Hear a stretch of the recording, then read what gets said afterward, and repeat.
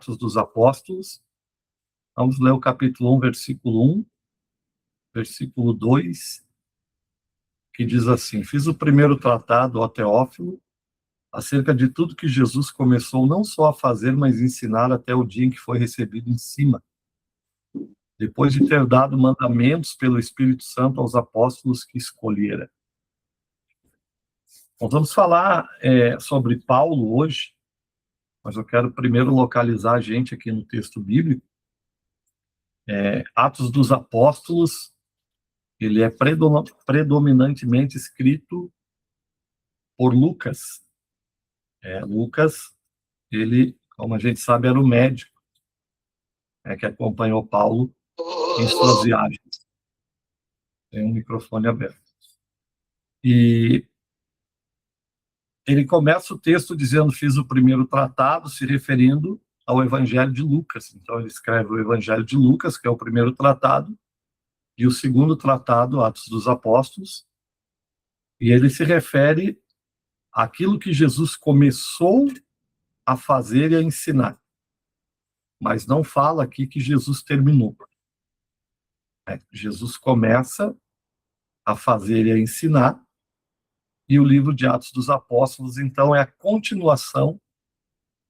Os apóstolos vão dar continuação à obra de Cristo, e depois dos apóstolos, agora nós estamos dando continuação àquilo que Cristo começou a fazer e a ensinar. Jesus foi taxativo, ele disse: aquele que crê em mim, aquele que crê em mim fará obras maiores do que estas, porque eu vou para o meu Pai. Então ele estava se referindo à continuação das suas obras, da pregação do Evangelho e dos sinais que seguiu o Evangelho. O livro de Atos dos Apóstolos, ele faz a conexão entre os Evangelhos de Cristo e as cartas de Paulo. Então você vai ver que ele está entre as cartas de Paulo, o Evangelho de Cristo, logo após Atos, então vem Romanos, vem Coríntios, e assim sucessivamente as cartas que o apóstolo Paulo escreveu. São 13 cartas, 5 delas escritas na prisão. São chamadas as cartas da prisão. Paulo, mesmo na prisão, ele escrevia e dizia que as prisões dele contribuíam para o crescimento do evangelho entre os romanos, e ainda que ele estivesse preso, a palavra do Senhor não estava presa. E ali, então, começa o livro.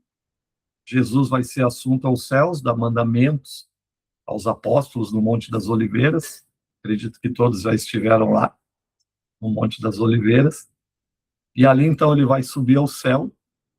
Antes dele subir, ele vai pedir, que os discípulos permaneçam em Jerusalém, para que do alto recebam a promessa do Pai que de mim ouvistes, Lucas 24, 49.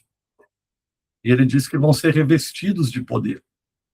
Então, depois que Jesus sobe ao céu, eles vão ao cenáculo, mesmo local da última ceia. E lá no cenáculo eles vão esperar 10 dias, porque Jesus sobe 40 dias depois da ressurreição, 10 dias depois Pentecostes, a festa da colheita, e ali, então, tem judeus de todas as nações em Jerusalém, e no capítulo 2, o texto vai relatar que vai iniciar, então, a descida do Espírito Santo sobre a igreja.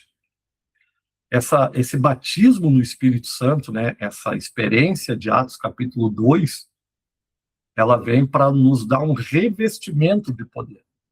O próprio Jesus diz, vocês receberão poder, a virtude do Espírito Santo que há de vir sobre vós.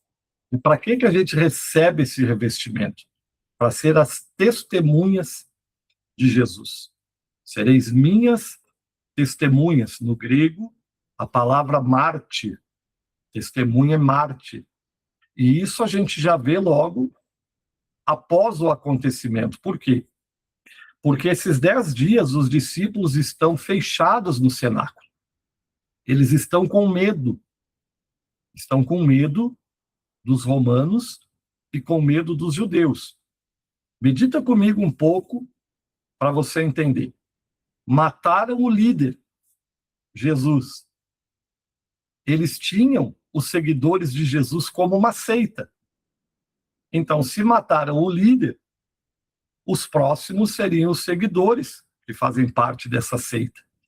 Então, eles estavam lá fechados no cenáculo, orando, e quando eles recebem o poder do Espírito Santo, eles perdem o medo e abrem as portas do cenáculo. Pedro sai e se coloca de pé para a primeira pregação da igreja primitiva pelo apóstolo Pedro. A Bíblia diz, né, no dia de Pentecostes, acredito que todos foram no cenáculo, né?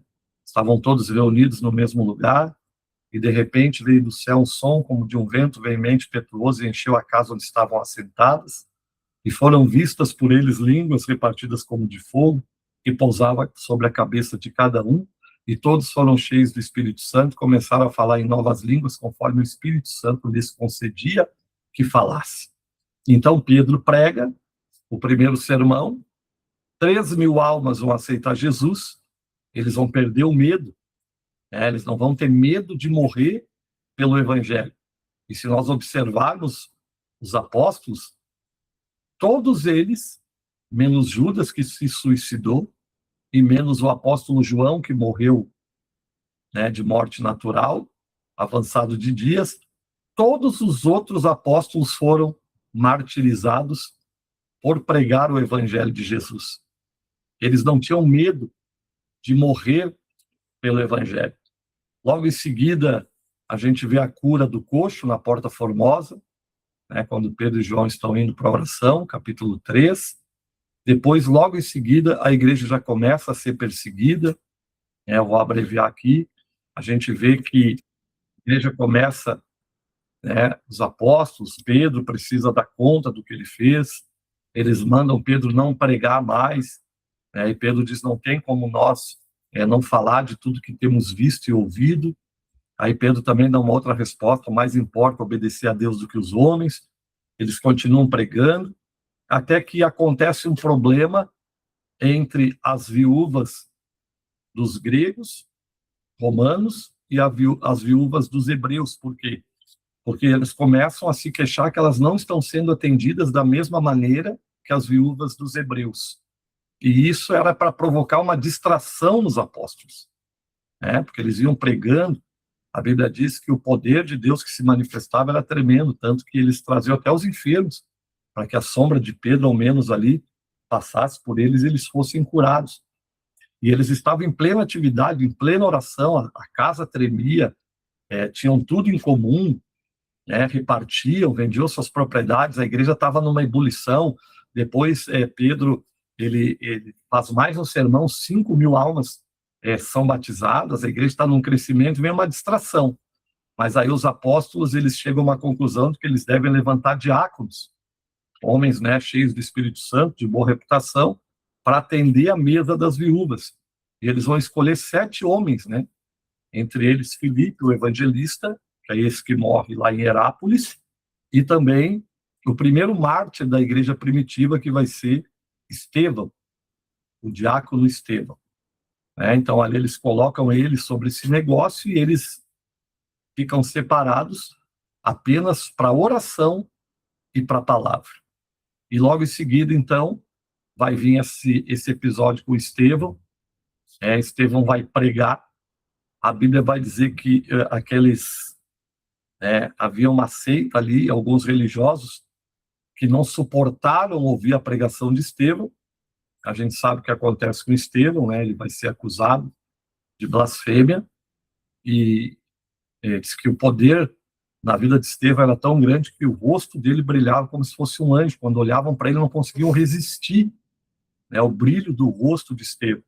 E eles então vão decidir apedrejar Estevão, por causa da blasfêmia, vão decretar uma pena de morte, mas para eles matarem alguém, para essa pena poder legalmente, juridicamente ser legal, eles precisam de uma autoridade.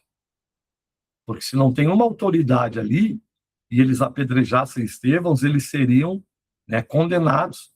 Mas ali agora estava um rapaz chamado Saulo de Tarso, um homem de uma família muito rica, de uma cidade chamada Tarso, na Cilícia, um centro, né, de muito conhecimento, de um poder aquisitivo muito alto. Ele era cidadão romano, porque pelo seu pai, o pai dele tinha dinheiro, comprou a cidadania romana. Ele era hebreu de nascimento, ele era romano, ele era fariseu de fariseus, ele era mestre da lei, ele foi criado aos pés de Gamaliel em Jerusalém, estudou, né, aos pés de um dos rabinos mais eminentes daquela geração, era cotado até mesmo a chegar a um alto cargo do Sinédrio, né, que eram os 70 que julgavam, ou até mesmo ao cargo de sacerdote, sumo sacerdote, e ele estava ali, e ele vai consentir com a morte de Estevão. A Bíblia diz que vão tirar as vestes e vão jogar aos pés de Saulo, Saulo de Tarso. Saulo, o mesmo nome do rei Saul, Shaul, né, em hebraico, ele vai consentir com a morte de Estevão. E eles vão apedrejar Estevão, primeiro mártir da igreja. Estevão, né, vai ver o céu aberto, vai ver Deus assentado no trono, Jesus de pé ao lado de Deus, e a frase que Estevão vai falar é a mesma que Cristo falou: perdoa eles, não lhes impute nenhuma culpa, né? Então, a gente vê ali, então, que Estevão era um genuíno discípulo de Jesus Cristo, né? Então, o que vai acontecer a seguir? Do capítulo 8 veio o capítulo 9, e aí, então, vai aparecer a conversão de Saulo, né? O rabi, o mestre, em o apóstolo Saulo de Tarso. A Bíblia vai dizer que ele vai aos sumos sacerdotes e ele vai pegar cartas de autorização para prender não os cristãos, porque até o capítulo 9, os cristãos não eram chamados de cristãos, era a seita do caminho, porque Jesus disse: eu sou o caminho. Então o nome que ficou era os do caminho, eles perseguiam o caminho. Ele pega as cartas, sai pela porta de Damasco, para ir até Damasco, a capital da Síria, mesmo Damasco dos dias de hoje, porque ele quer prender os cristãos, ele quer destruir essa seita, ele tem uma fúria, né, contra os do caminho, ele quer que sejam exterminados. A Bíblia diz que eles arrastavam eles, as mulheres, né, pelos cabelos nas ruas, prendiam, tinha autoridade até mesmo para pedrejá-los, e aí ele sai respirando ameaças, diz o capítulo 9, né? Ele vai para Damasco, uma fúria, né? Querendo destruir o caminho. Só que ele, querendo destruir o caminho encontra ele no caminho de Damasco. Olha que coisa tremenda. A Bíblia diz que quando ele está no caminho de Damasco, ele está indo para destruir os seguidores do caminho, um resplendor de luz aparece, ele cai por terra, ele perde a visão, ele não enxerga mais, e ele ouve uma voz que diz assim: Saulo, Saulo, por que tu me persegues? E aí ele vai dizer assim, engraçado, né? Ele não conhecia Jesus, ele não sabia, né?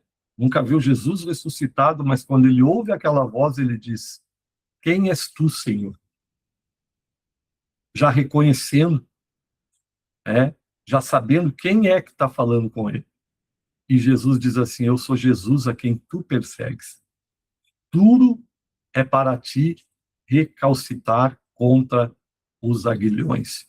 Ele está cego, a comitiva de soldados que está com ele fica atônita, né, de ver ele naquela situação, e aí Jesus dá uma instrução para ele, diz assim: tu vai a Damasco, na rua direita, tem um homem lá chamado Judas, o Judas de Damasco, que a gente chama na Bíblia, né?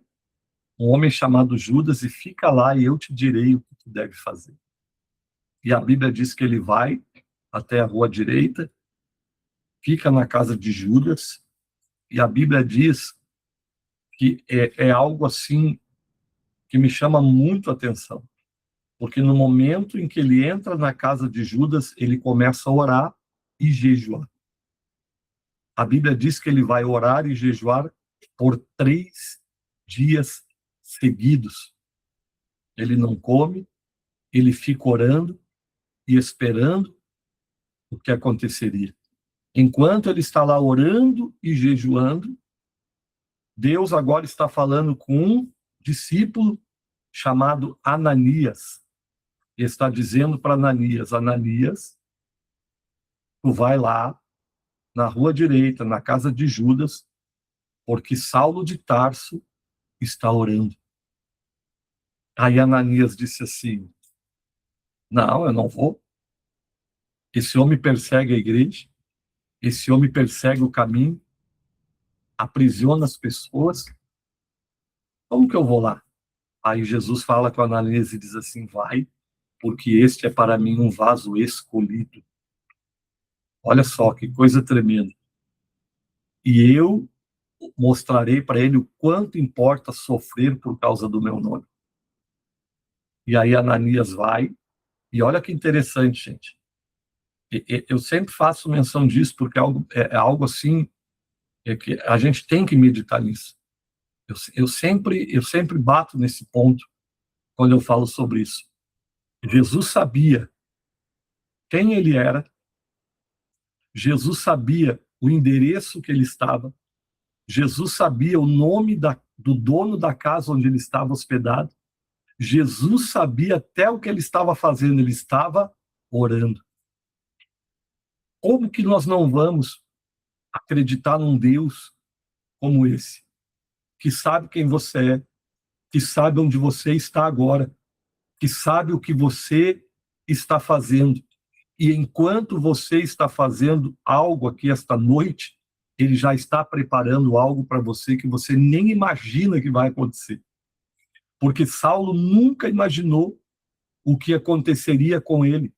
Assim como nós estamos aqui agora reunidos nessa live, e nesse exato momento, um milagre, alguma coisa que você está precisando, Deus já está trabalhando. E é Deus que vai levar até você. Porque a Bíblia diz que aquele que acredita não é ele que corre atrás da bênção, mas é a bênção que vai correr atrás dele.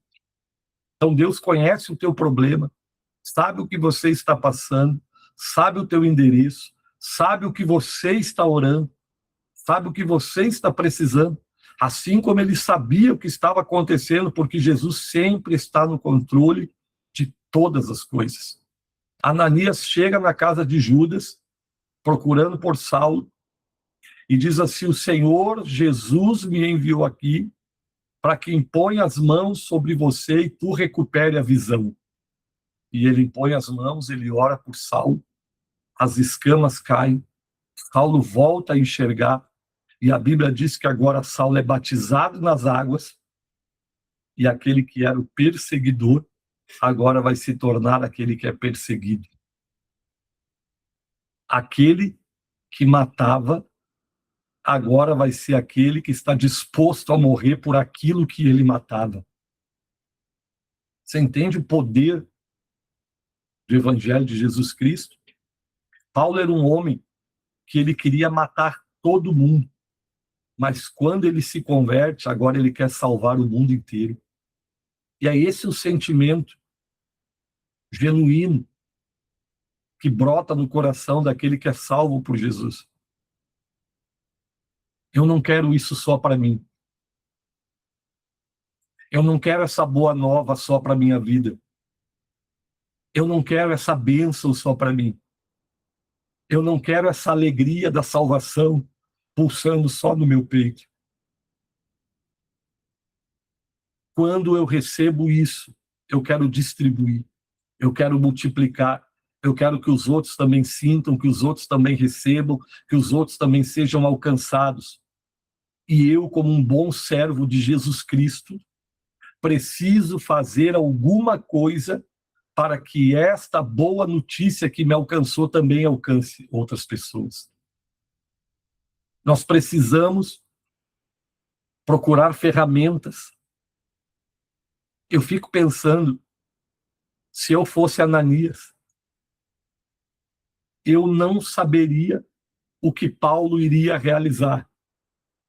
Mas ele foi o homem que Deus usou para impor as mãos sobre o maior missionário que a igreja primitiva e o mundo já conheceu. O homem que depois de Jesus Cristo revolucionou a história da igreja, que fez o evangelho chegar ao mundo todo. E é por isso que eu louvo a Deus, agora eu me esqueci o nome de um dos heróis da fé, que ele, quando se dirigia a uma criança passava, ele tirava o chapéu e saudava ela.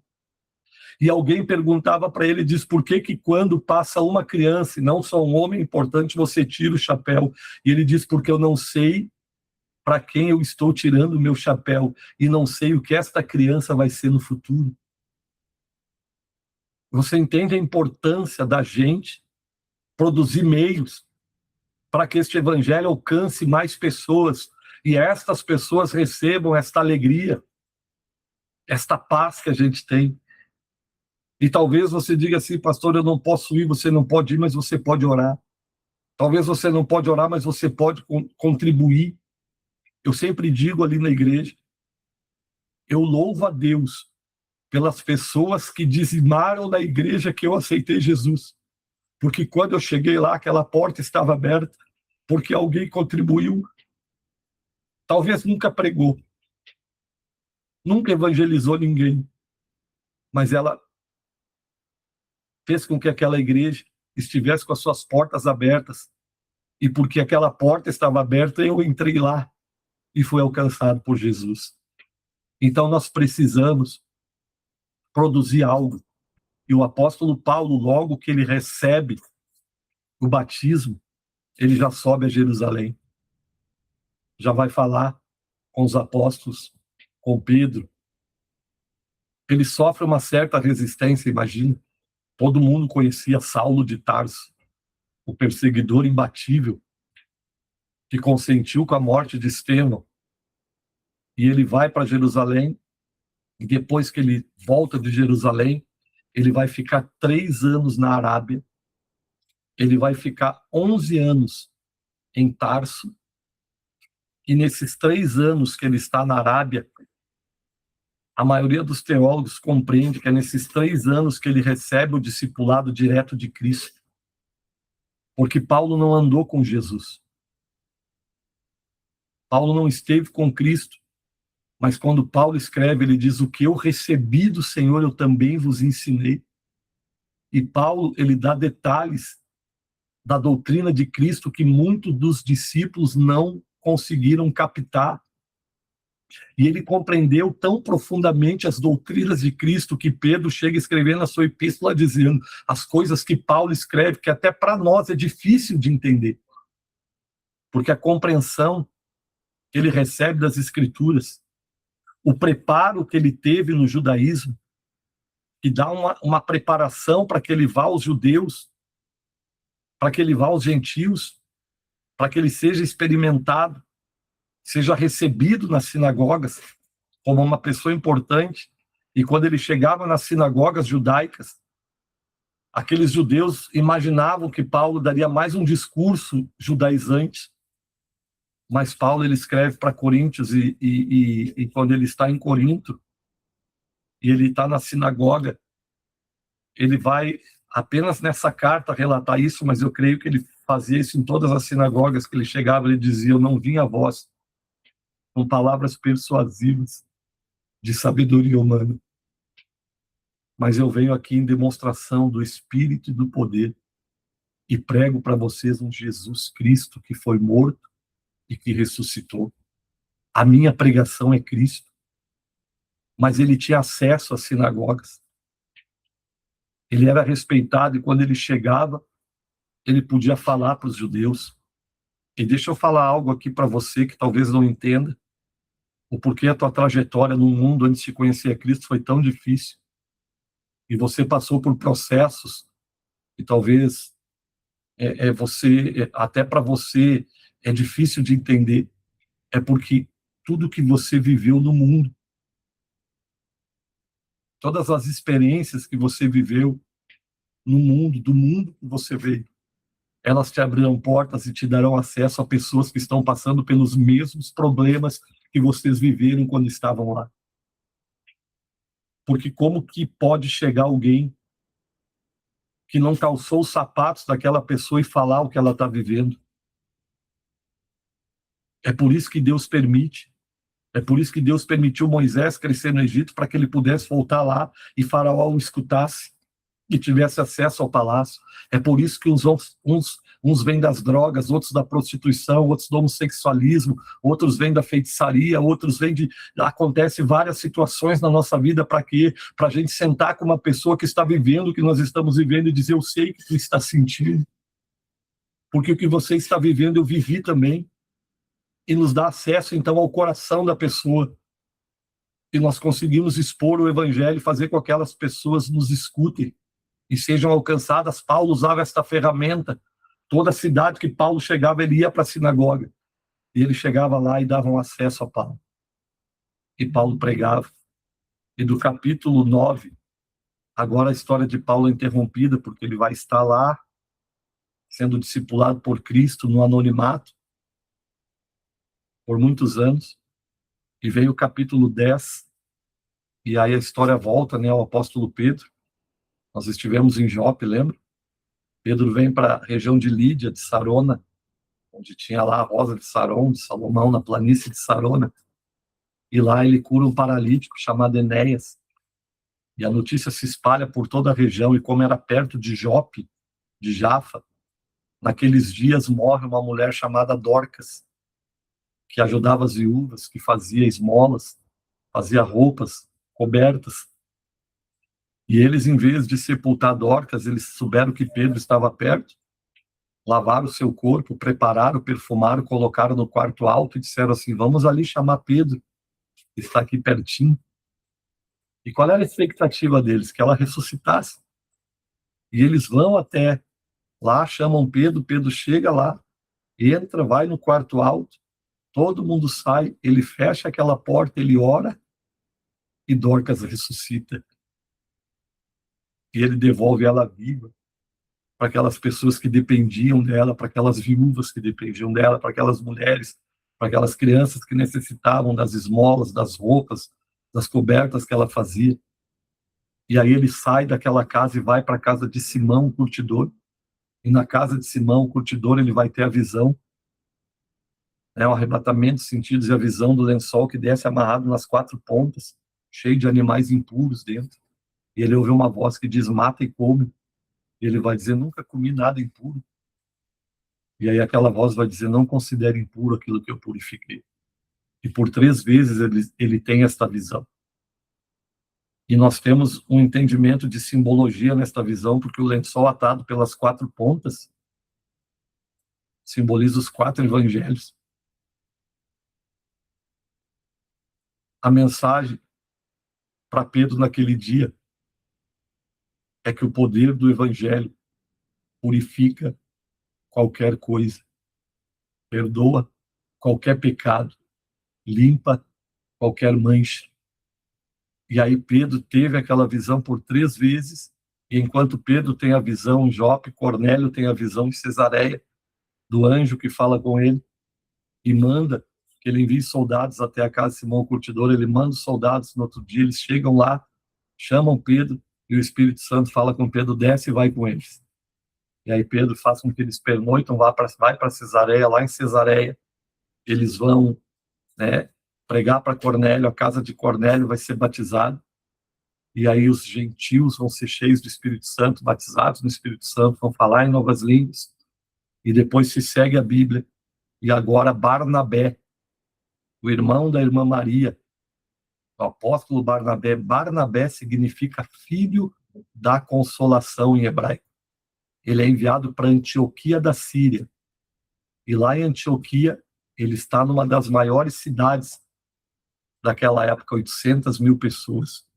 Uma cidade pagã, uma cidade gentílica. E aí ele lembra do apóstolo Paulo, que Paulo foi chamado aos gentios e manda buscar Paulo. E Paulo vem trabalhar com Barnabé em Antioquia, e eles são tão usados em Antioquia que quando eles começam a andar nas ruas, então eles deixam de ser chamados de o caminho e começam a ser chamados pela primeira vez de cristãos, porque eram cristos pequenos, miniaturas de Jesus Cristo. Eles olhavam para Paulo e para Barnabé e viam Cristo. E às vezes eu fico pensando, né? Como pode alguém olhar e ver Cristo? Se eles podiam olhar para Paulo e Barnabé e ver Cristo, eles também podem olhar para nós e ver Cristo, sim ou não? Porque eram homens como nós. Eles andavam como Cristo, falavam como Cristo, pregavam como Cristo, vestiam como Cristo, e eles viam Cristo. E eles ficaram 2 anos ali, ganharam muitas almas. E aí teve um problema na igreja, porque chegou ao conhecimento lá de Jerusalém que Pedro tinha entrado numa casa pagã. Eles estavam lá com os pagãos. E aí no capítulo 15 vai ter, no capítulo 13, perdão, antes do capítulo 15, perdão, no capítulo 13, vai ter a primeira viagem missionária de Paulo, Barnabé, João Marcos. Depois João Marcos abandona eles, fica Paulo e Barnabé, e com certeza Lucas, né, que está relatando. Então Paulo, no capítulo 13, ele vai em Derbe, e é isso que eu quero salientar aqui. Por que Derbe? Porque na primeira viagem missionária, quando ele vai em Derbe, ele prega, e a avó Lloyd e a mãe Eunice e Timóteo se convertem. E depois, na segunda viagem missionária, no capítulo 16, quando Paulo chega em Derbe, ele pega Timóteo e leva junto para ser missionário, e depois se torna pastor. Então, Paulo, ele teve muita atividade. A Bíblia diz que ele leva o evangelho ao mundo todo conhecido. Paulo teve um alcance tremendo. Na primeira viagem missionária, ele consegue converter o procônsul. Ele deixa Elimas, aquele cego, falso profeta cego. Depois ele vai para Antioquia da Pisídia, ele prega em Antioquia, num sábado, na sinagoga. No outro sábado, toda a cidade vai para a sinagoga ouvir o apóstolo Paulo. E nesta mesma cidade ele é expulso. E ele anda, né? Todas essas regiões, Pafos, Panfilha, Listra, Derbe. E quando ele volta dessa viagem, tem essa confusão, né? Eles têm que ir a Jerusalém. No capítulo 15 vem o concílio de Jerusalém. Eu vou encerrar aqui a mensagem hoje. Por que o concílio de Jerusalém? Porque os judeus, eles estavam dizendo que para ser cristão tinha que circuncidar e guardar a lei de Moisés. E aí então sobe Paulo e Barnabé, sobe Pedro, e aí vem toda a elite da igreja primitiva. Tiago, irmão de Jesus, pastor em Jerusalém, apóstolo Pedro, né? O outro Tiago, apóstolo, já tinha morrido, né? Herodes já tinha matado, mas está ali todos os apóstolos, aquela reunião, como é que nós vamos fazer, o que a gente vai fazer. E aí Pedro diz que foi na casa de Cornélio e que o Espírito Santo desceu sobre os gentios, e se desceu sobre os gentios, né? O evangelho também era para os gentios. Aí Paulo também dá testemunho, e aí eles chegam a uma decisão e dizem assim: então nós não vamos colocar sobre os gentios nenhum outro encargo, a não ser que eles se guardem do sangue sufocado, da idolatria e da prostituição, ou da fornicação. E depois deste concílio, então, Paulo sai na segunda viagem missionária, levando as cartas e confirmando as igrejas. E nessa noite, o intuito dessa minha live é fazer uma pergunta para todos nós. O que nós estamos fazendo com o que Jesus nos deu? Como nós estamos diante destes homens? Como Pedro, que morreu crucificado de cabeça para baixo, Paulo, que foi martirizado em Roma, na prisão Mamertina, foi decapitado, Tiago morto ao fio da espada, Filipe apedrejado em Herápolis, e nós, com toda essa tecnologia, com todo o acesso que nós temos hoje, se Jesus voltar hoje, o que nós estamos fazendo? Qual é o nosso alcance? Qual é o nosso testemunho? Alguém pode olhar para a gente no trabalho e dizer: é um cristão. Alguém pode olhar para a gente na rua, os nossos negócios. Estamos falando de Jesus, o nosso círculo de pessoas que às vezes estão desesperadas por Cristo. Eu achei tão lindo ontem na igreja. Chegou uma menina que já está indo nos cultos. A gente sabe, mas a gente não fala, né, porque é gabinete pastoral. A bisavó, mãe de santo, a avó, mãe de santo, a mãe, mãe de santo, e ela trabalha no terreiro. E ela disse assim para o esposo dela, eu não vou lá cortar os animais, porque eu vou na igreja. E aí passaram para domingo. E ela disse, eu não vou cortar os animais, porque é dia das mães, eu vou na igreja. E ontem na igreja, a gente tinha um casal de pregadores que veio de fora, e a irmã abraçou ela e disse assim, essa pomba gira, esses demônios da tua família estão sendo quebrada toda a maldição hoje. Aí eu fico imaginando, que Deus é esse? Que usa uma pessoa que não nos conhece. E será que nós estamos disponíveis como ferramentas para o Senhor? Ou ficamos muitas vezes murmurando a nossa situação? Gente, a vida não está boa para ninguém. Está difícil para todo mundo. Se a gente ficar se escondendo atrás dos nossos problemas, eles só vão aumentar. Mas no momento em que nós começar a abençoar os outros, Deus também vai nos abençoar.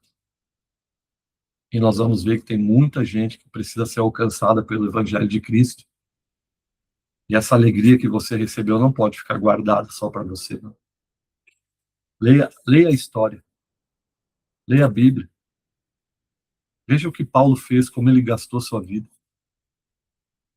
E a Bíblia diz que uma alma salva, uma, vale mais que o mundo inteiro perdido. Eu quero orar, Pai, nós estamos nesta noite nos colocando à tua disposição, Jesus. Nos capacita de alguma forma para que esta alegria, esta confiança que nós temos, essa proteção que nós sentimos, esse consolo que nós recebemos, nós também possamos alcançar outras pessoas. O apóstolo Paulo nos inspire, que aqueles que deram a sua vida, o seu sangue, plantaram esta semente, nos inspire para que a gente venha fazer algo mais, um pouco mais. Nos colocamos à tua disposição. Fala com cada um de nós. Não só fala, como gera situações, meu Deus, para que venhamos ser usados por ti, para que venhamos espalhar esta palavra, esta semente e este amor com que o Senhor nos amou. Tua palavra diz, com amor eterno te amei, com a minha benignidade eu te atraí. Então nos ajuda também, meu Deus, a disseminar essa graça e essa misericórdia, nos perdoando, nos dirigindo e nos dando a vitória. Pai, em nome de Jesus. Amém.